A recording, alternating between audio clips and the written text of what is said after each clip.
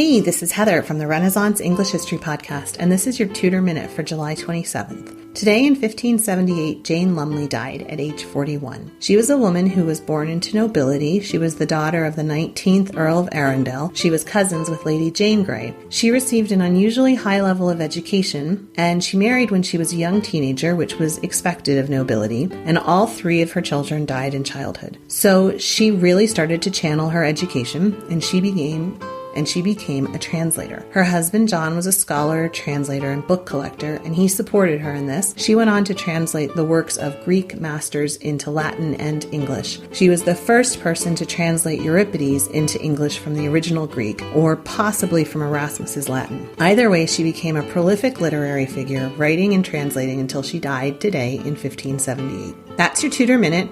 Remember, you can dive deeper into life in 16th century England through the Renaissance English History Podcast at englandcast.com.